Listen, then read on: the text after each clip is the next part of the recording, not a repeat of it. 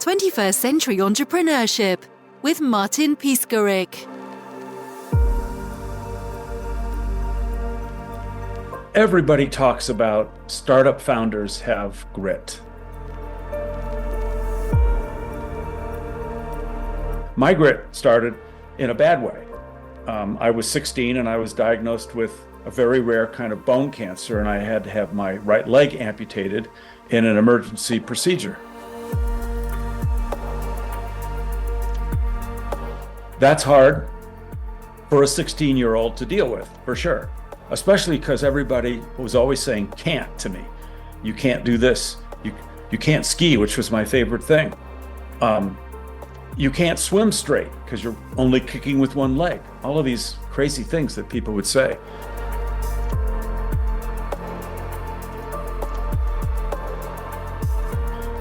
And so, I was in a lot of pain. My high school friends vanished, had nothing to do with me. Adults were telling me can't. It was a bad time.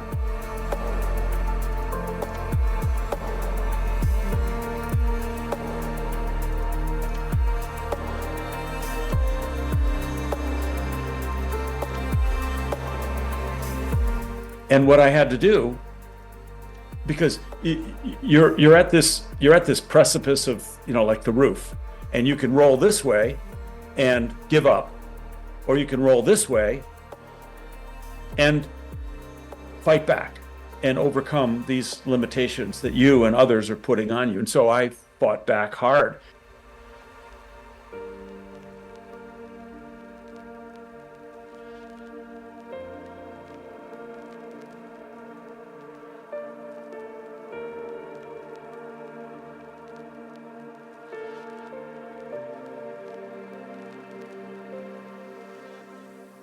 The surgery was in January, and in March, I insisted that my parents take me out to try skiing. I wasn't even healed up yet, and they hadn't yet invented those little, they're like forearm crutches with ski tips on the end, and they're called outriggers. They hadn't invented those yet. So I was using pointy poles, which is kind of silly because if you put a pointy pole in the ground and you keep going, it's gonna not work. And it doesn't help you. It doesn't hold you up when you're losing your balance. So, but I tried it anyway, and I could see the potential. But it took a few years before I was able to, really work hard at it.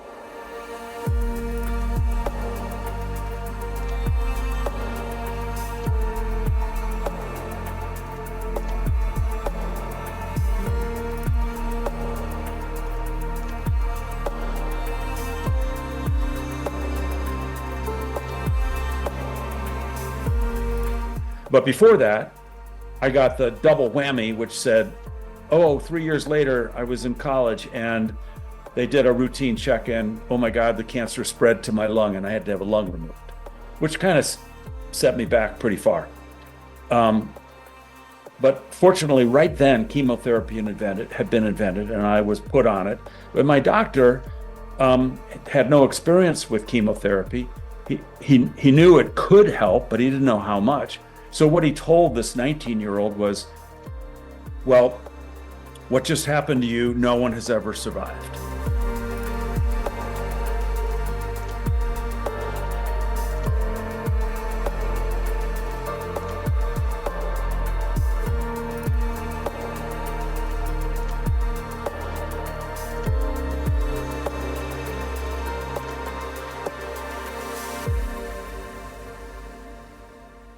And of course, my 19-year-old brain heard, you're going to die.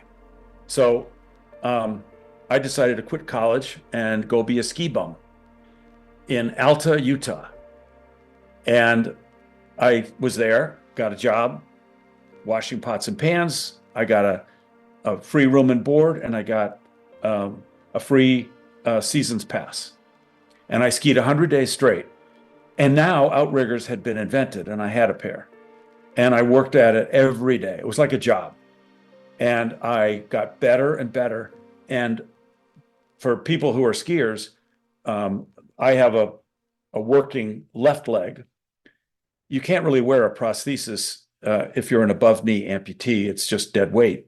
So, but with the left ski, the right turn feels somewhat natural because we say in skiing that you steer with your big toe.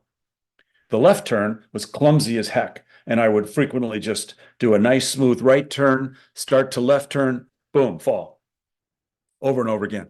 I eventually got it. And to the point where by the end of the season, I was skiing double black diamond, steep and narrow and all kinds of great things. And that's where that's the moment where grit started to be something you could use to describe me. And I went beyond that. People said, "Oh, you can't, bike on one leg." Well, I got a bike as soon as somebody said that to me, and I worked hard at it.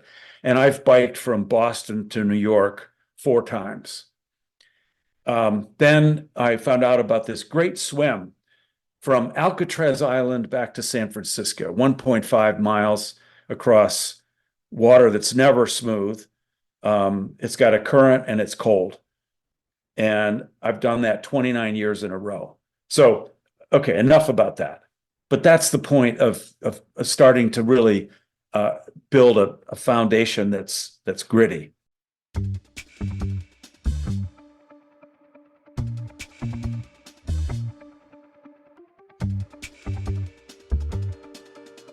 Then when I started, I had gone back to school. I finished my PhD. I was a professor in computer science for a few years. And suddenly, I was working on a research project that was cool.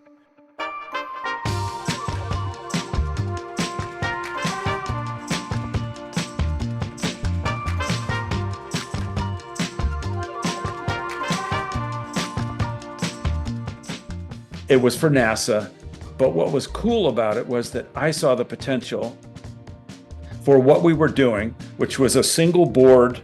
It was a big board, but it was a single board supercomputer to go on board the space shuttle. And I thought, well, if that can be done for NASA, why can't this be a good product for the commercial world? And that was the itch, the startup itch. And I had to go scratch it. And so I moved the family to Silicon Valley, and I found some like-minded people, and we started my first company, which was called MassPar, which was short for massively parallel. We weren't that creative about naming back then. And so MassPar built 100 supercomputers and sold them in 4 years, which was considered a really good outcome. And these plugged into normal 110 volt, that's in the US, 110 volt standard current, no raised floor, no special air conditioning, they just worked in your office, and they were the size of a 4-drawer filing cabinet, not very tall. Now, they had 32,768 processors in them. Really a lot of stuff. And they were very popular with the New York Times and credit card companies for doing massive searches of huge databases with unstructured text in them. Anyway, it wasn't a great outcome, but it was a great experience.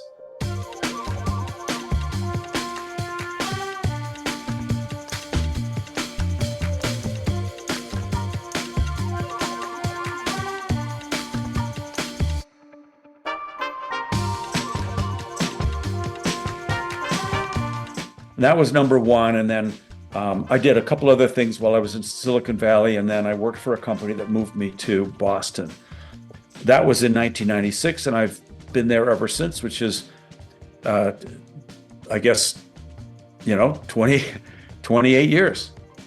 And since then, I've done 7 more startups. They've been in lots of different areas, but the one I did right after moving here was one of the 2 that had a really good outcome.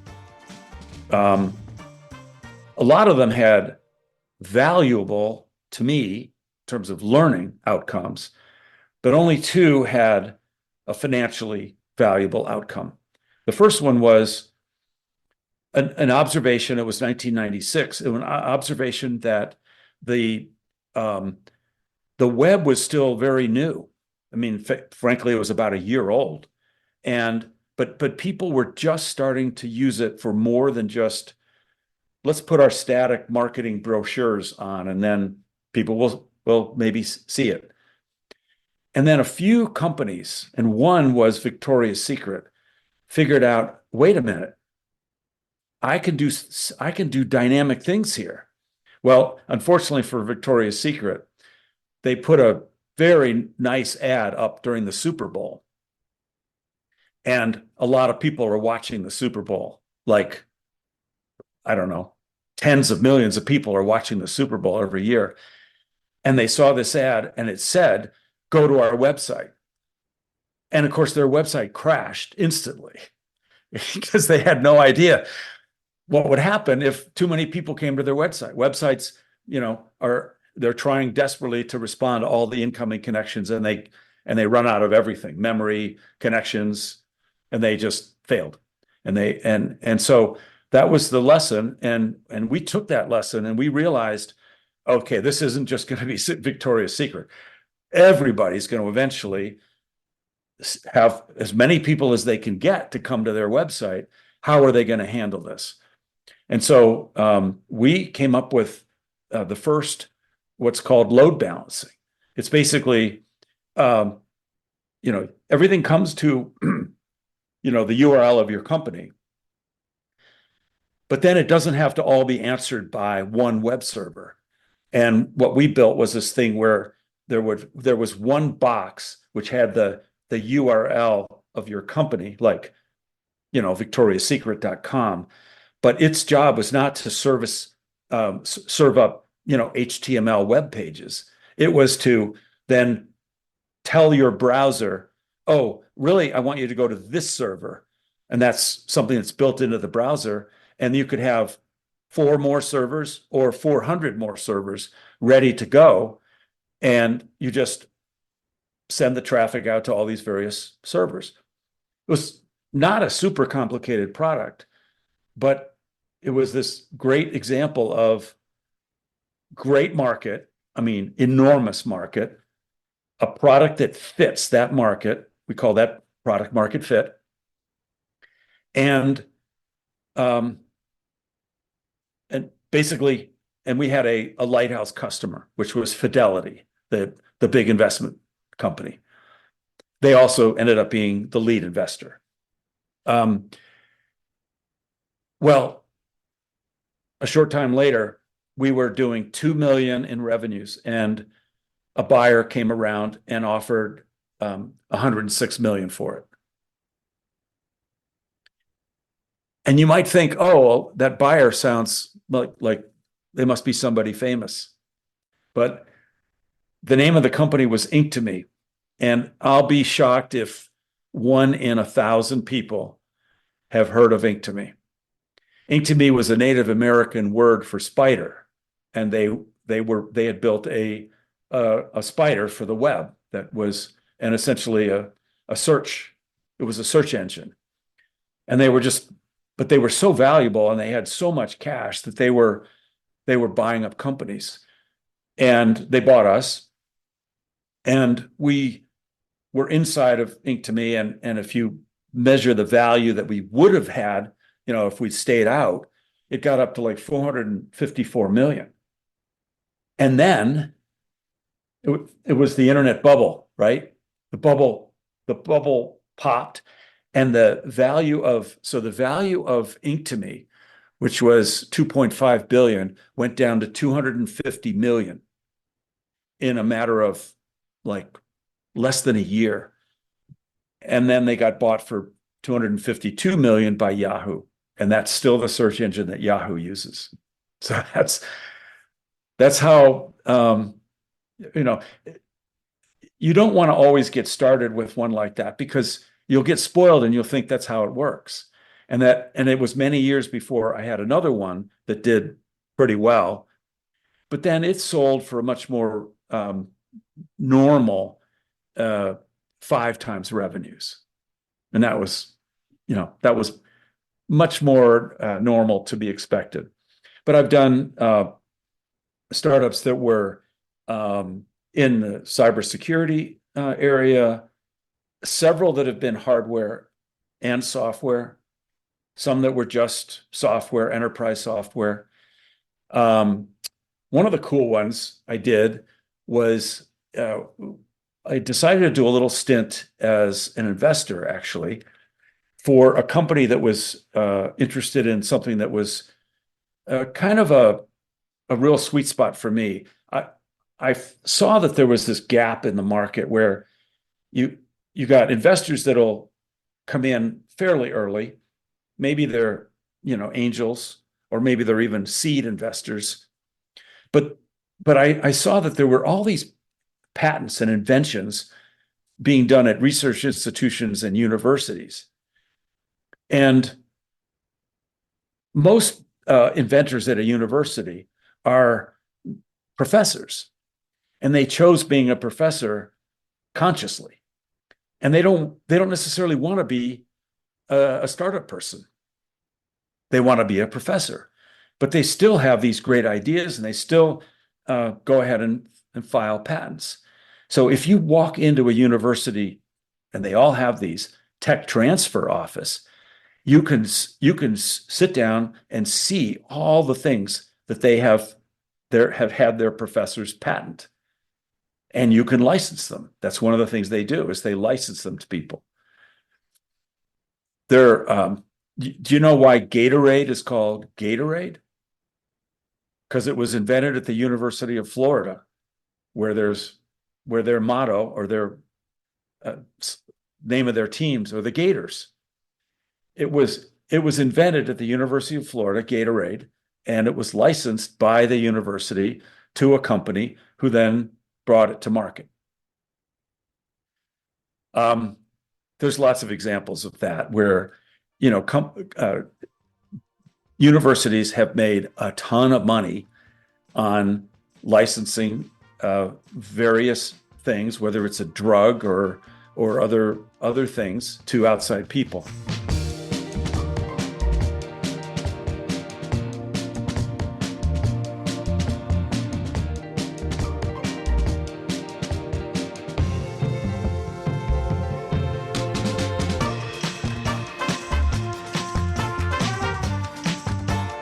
Well, anyway, we saw this thing, and we decided this was going to be a really good thing to license, and that's what we did. We took stuff straight out of universities as a license. We would try to get the inventor to maybe work 1 day a week as a chief scientist, or maybe they took their sabbatical or something, and they would come in and be part of the very earliest year or so of the company.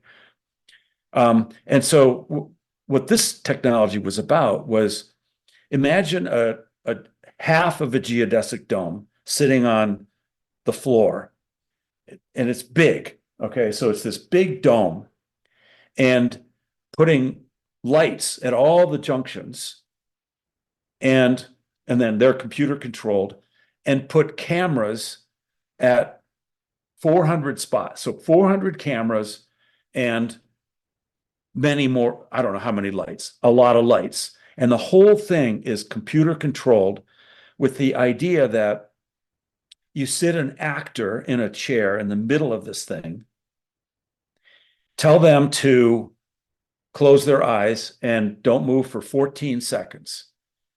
And what then happens is lights are flashing, cameras are taking pictures.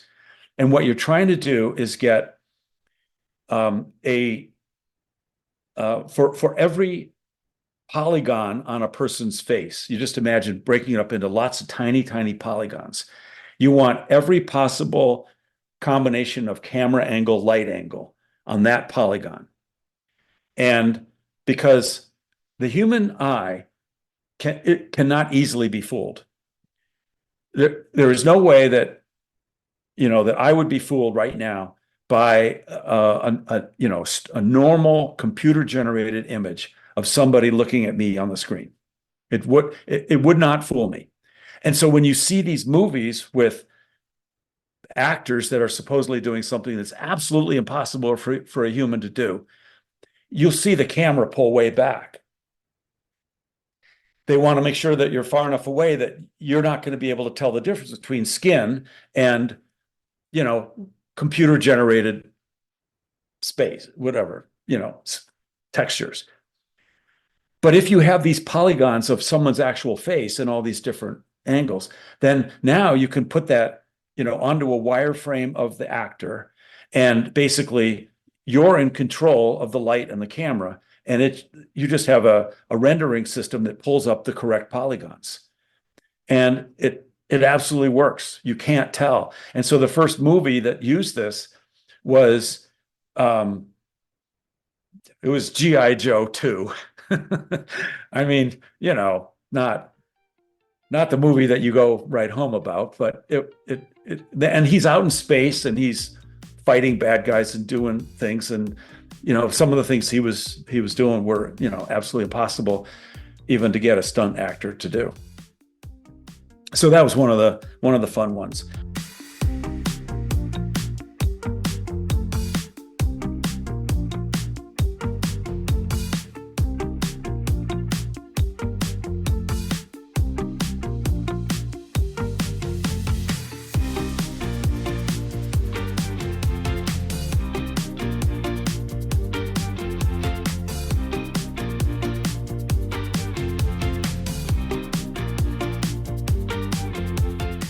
Flash forward to now. So now I'm, for the last, since 2010, I've been working on this one. So that's a long one.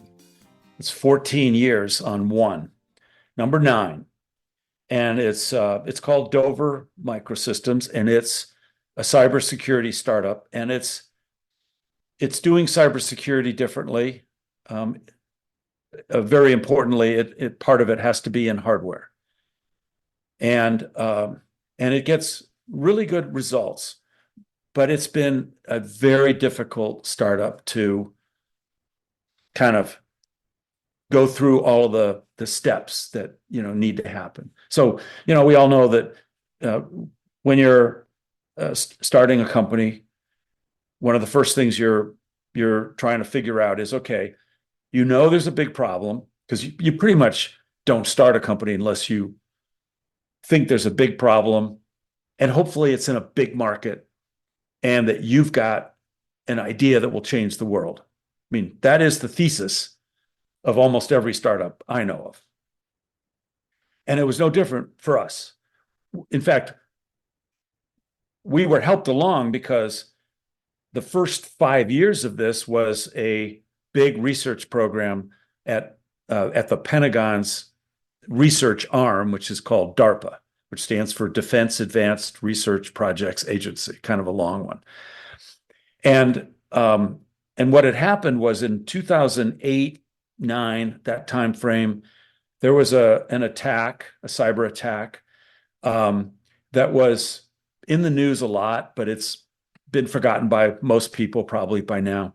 And it was an attack that had a funny name called Stuxnet.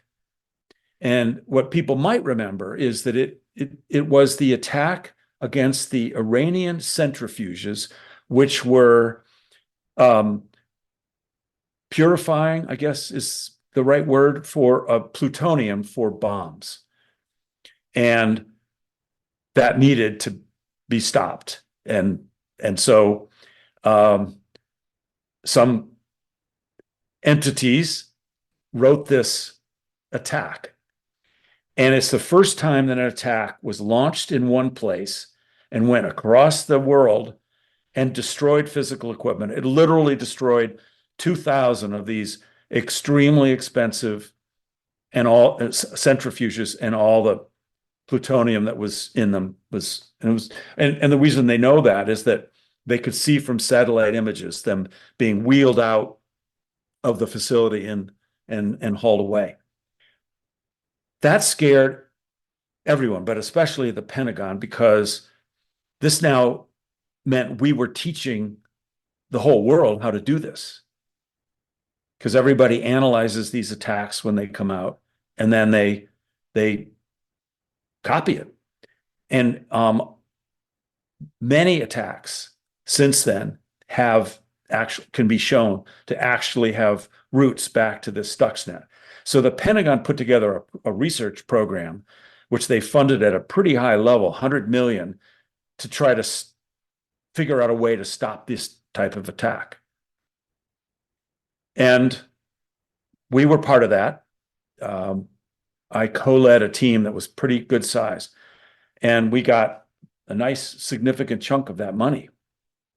And 4.5 years later, we had really good results. We could prove that we were stopping many of the steps that Stuxnet had to go through. So I was really excited, and I tried to get the company I worked at that for that period of time. I worked at a big defense contractor, actually, and I was trying to get them to take this forward and try to commercialize it. And they just didn't know how to do that.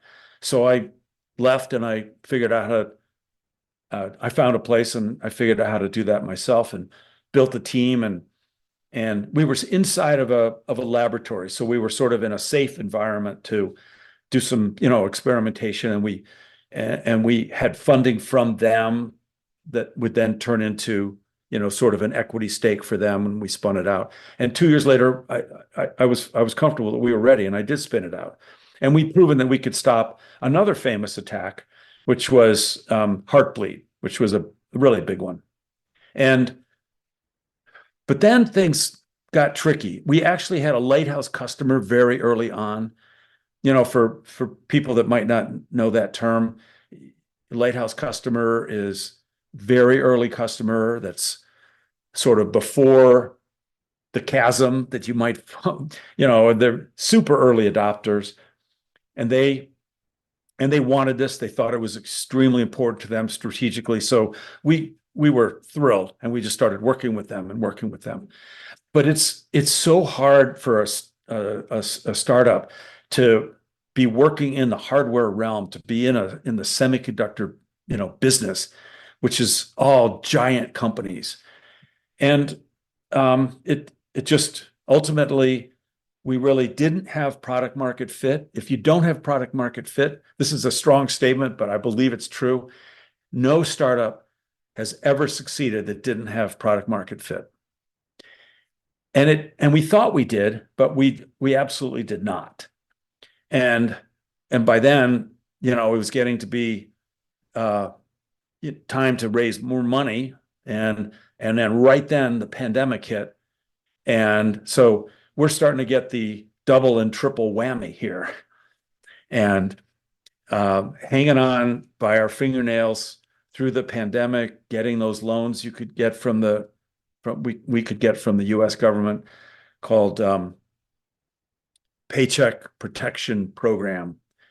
And they were, grants. You could they were supposedly loans, but the loans were forgiven for people that held on to it was all meant to try to keep unemployment from going through the roof. And then I was still trying to raise a Series A, but you can't raise a Series A unless you've got product market fit and 3 paying customers. That's, not exactly true, but that's the rough guideline. And so I ended up having to lay off the entire company and do a massive pivot to focus on government contracting types of business, and rebuild the company that way. And now we're doing okay. That's my story.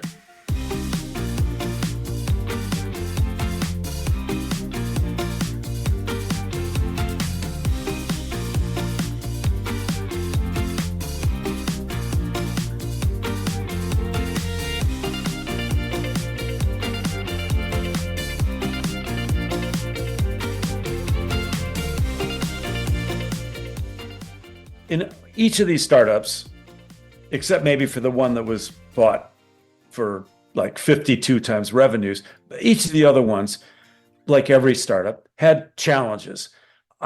12 years ago, I started taking notes about these challenges and things it was cathartic because sometimes, like a board member would make me mad, or an investor would make me mad, or one of my staff would make me mad. And I'd write some things down, or good things. I mean, I would write both kinds of things down. And this collection of notes started to become pretty substantial. And I was calling them anecdotes because they were all stories. And what I didn't say, earlier is that I about 25 years after I'd had that, cancer and lost my leg and figured a bunch of things out, I wrote a book. And it was a book that I wish I'd had then. It was called Who Says I Can't? And now, all these years later, another 25 years, I had all these notes, and they were all stories, basically, of what happened and what did I do and what did they do and that kind of thing. And I said, I need to write another book. This one will be also written in the first person, but this one will be a, quote, memoir of my startup life. So, my personal life, Who Says I Can't? My startup life, and I did it. And the book is called Think Like a Startup Founder. And then it has this anecdote I kind of like. I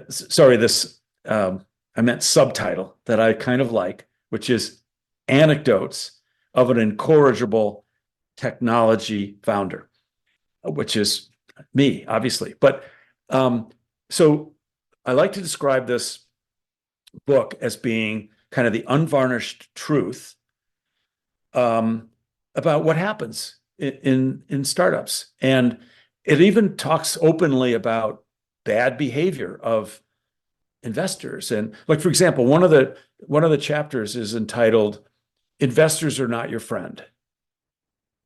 Now, what do I mean by that? Well, I don't mean that they're bad people. They're not. In fact, their business depends upon them being extremely nice people and extremely welcoming and friendly and cordial. But the truth is that they have a business and they have to focus on their business, and their priorities are their themselves and their limited partners and them getting their money, making money. Their job is to make money for people. So when you, as an entrepreneur, and this is definitely true of my story in this particular anecdote, and you ask an investor who you've interacted with a few times and they're really friendly for advice about, should I go join this company or this company? Now, it turns out both companies I was asking this particular investor about were his portfolio companies. So he knew them well. And he'd actually suggested I go interview with the two CEOs of those two companies because I was, telling him I could really use some more experience on the sales and marketing side because I came out, from getting a PhD in computer science with a technical background. And so I interviewed with them both, and I came back to him and I said, all right, this is really pretty cool. Which of the two do you think I should join? And he, there was door number one and door number two. And he said, door number two. And I took his advice. Now, door number one is a company that took off like a rocket ship, and multiples upon multiples of their, revenue value. They were just, and then they went public, and they were just, doing phenomenally well.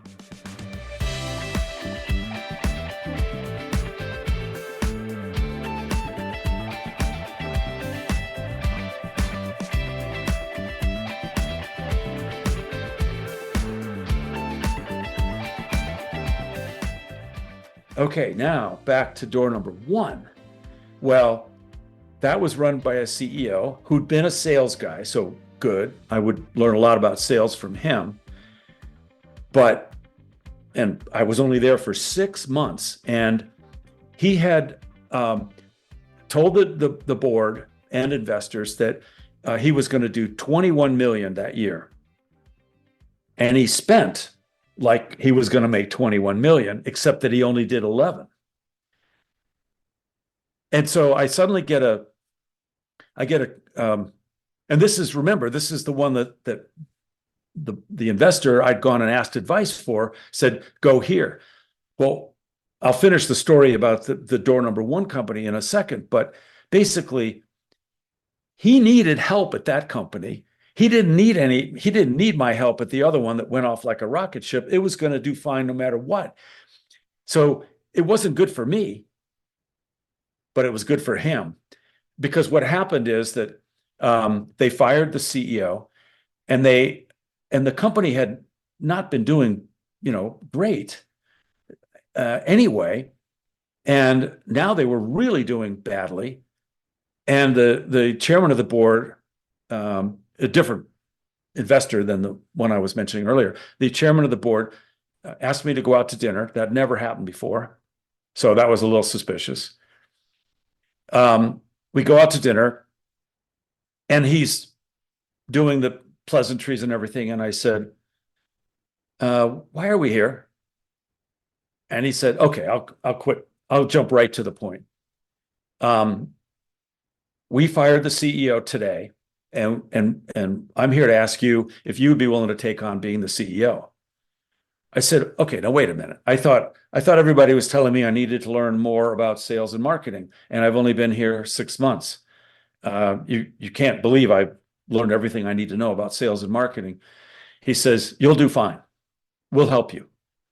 I said, well, isn't there somebody else? He said, no, we can't get anyone. We won't be able to recruit anyone from the outside because this deal has issues on it. And I said, well, what if I say no? He said, then tomorrow we're shutting the company down. Now, this is where I was really naive. I should have said, great, do that. But I was worried about these employees that I really liked a lot, the customers of the company's product that I really liked a lot. And I made the wrong decision. And the lesson I would convey to people, and I did in this one anecdote, is you should not ever, as a freshman CEO, first time, you should not be in a venture-backed turnaround, because that is a tough place to start. And each of the anecdotes ends with a moral like that. I'll tell you all some of the names of the chapters. So one on the founding team, who's in and who's out, and how do you decide? And a bunch of other stories about founders that will curl your hair. And then I have anecdotes 5 through 12 about how to raise money. So whether it's from friends and family, or angels, or institutional investors, or understanding the VC model, and what should your term sheets look like, how to help prepare yourself for the due diligence process, how to get to minimum viable product market fit, and establishing a go-to-market strategy. What's the deal with burn rate and runway? How to hire people effectively, culture, and then startup boards. The title is Startup Boards: The Good, the Bad, and the Ugly of Startup Boards. And then, heaven forbid if you must downsize, and then another one, heaven forbid if you must wind it up, because sometimes we have to do that. And of course, my favorite one, which is acquisition. So that book is published by Manning. It's in the production process. We're actually recording here at the very end of March. The book will be out in late May. It is available on sort of an early access program through their website. We can put the link in the show notes for that. And then I'm going to augment the book with my own podcast, which is called Adventures on the Can Do.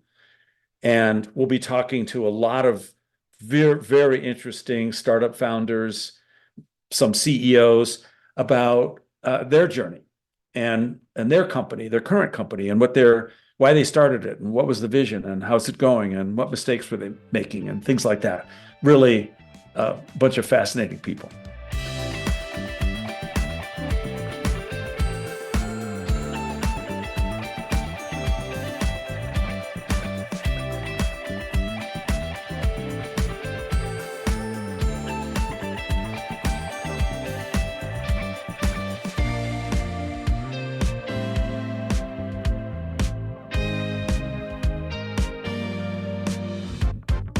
That wasn't enough. I didn't feel like that was enough to give back. So I started a foundation, and this is a 10th anniversary of this foundation.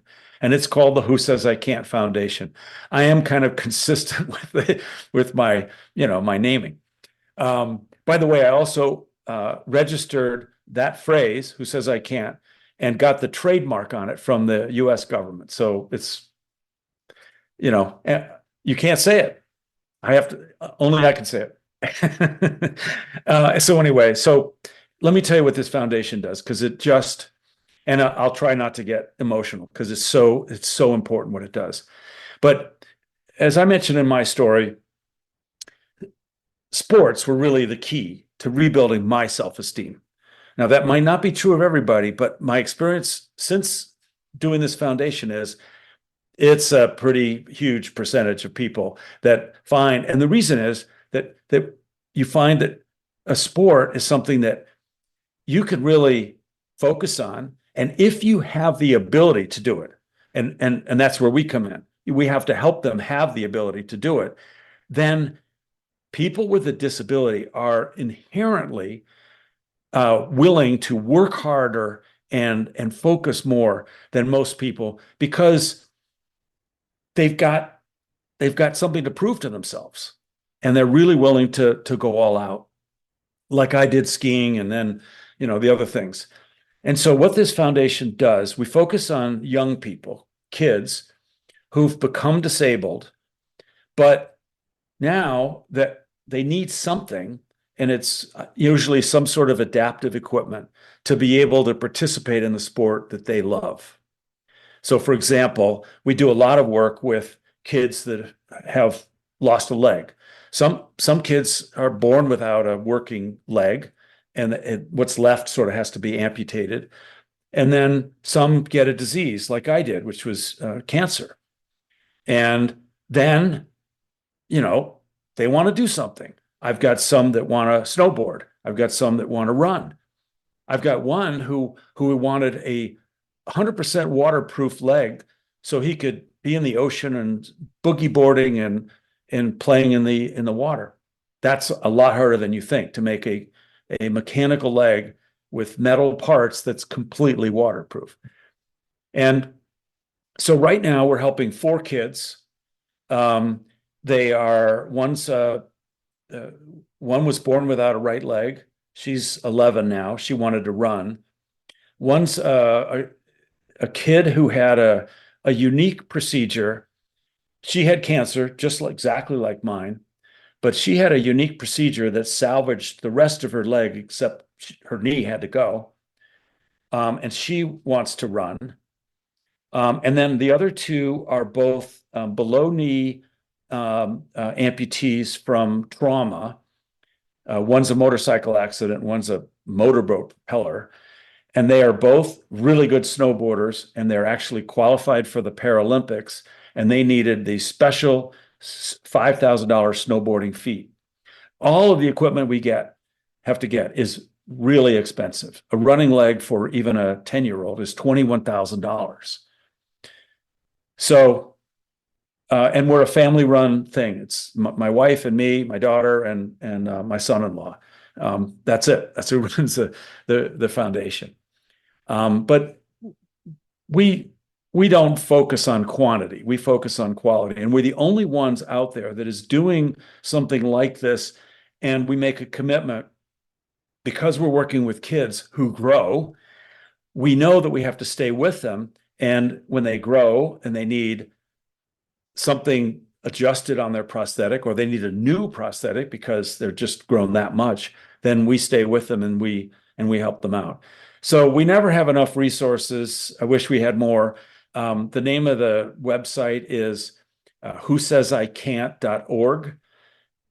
It tells the stories of all these kids. You'll see all of them there that I just mentioned and more. And there's a place to donate, and that book is available on the site. And so is a children's book I wrote, which is called Adventures on the Can-Do Trail. And this is for 4 to 9-year-olds, and it's about the human boy, Alex, that visits these 7 animals that are that each have a physical challenge and keep saying can't. I can't. There's the giraffe who's got very short legs, and he keeps saying, I can't reach the leaves on the tree like my daddy. And Alex, who's very clever, thinks about it a while and then starts to make him stilts, and then bigger and bigger stilts. And I make sure it's clear that so somebody had to be clever, and then somebody had to work hard at it. And that's the giraffe himself. And eventually he's taller than his dad. And that's the essence of the book. And that's available on that website and at Barnes and Noble. And Amazon carries just the paperback version of it. And it's a great lesson for kids, because I guarantee you when you read this to your kid, at the end of it, they will, and then later on that day, you say can't. The kid will say, stop saying can't. We don't say can't.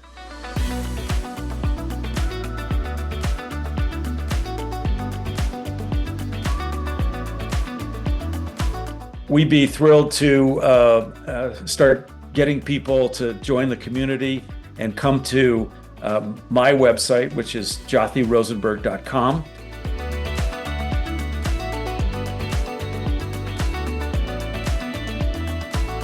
And you'll see a link to sign up for the newsletter. And if you do that, then there's going to be a chapter in the book, and I'll probably rotate different chapters every week or so that people can download. And that'll be fun.